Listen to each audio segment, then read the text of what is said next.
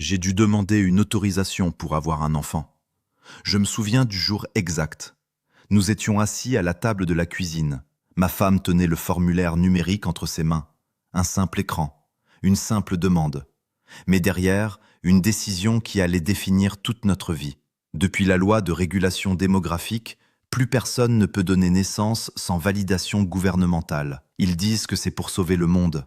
Trop de famine, trop de pénurie d'eau, trop de guerres climatiques. Alors, ils ont créé un système juste. Un algorithme analyse ton ADN, tes antécédents médicaux, ton niveau d'études, ton quotient émotionnel, tes dettes, tes recherches Internet, même la stabilité de ton couple. Tout est noté. On appelle ça le score de viabilité génétique. Le minimum requis est 75. Nous avons obtenu 62. Notification officielle, reproduction déconseillée, risque sociétal estimé 37%. Autorisation refusée. 37%, un chiffre, et notre futur disparaît. Ma femme n'a rien dit. Elle a juste posé l'écran et pleuré en silence. Ce n'est pas la pauvreté qui nous a condamnés, ce n'est pas une maladie, c'est une probabilité. Une machine a estimé que notre enfant aurait trop de chances d'être inutile.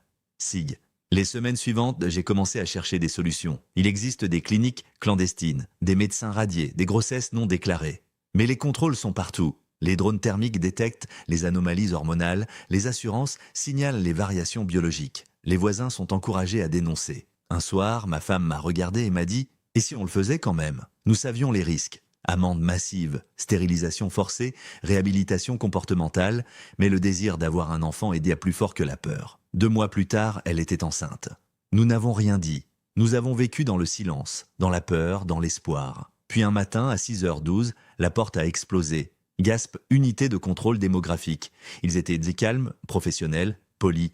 Violation de la loi 12.7, reproduction non autorisée. Ils l'ont emmené. Je n'ai jamais revu l'enfant. On m'a envoyé en centre de rééducation.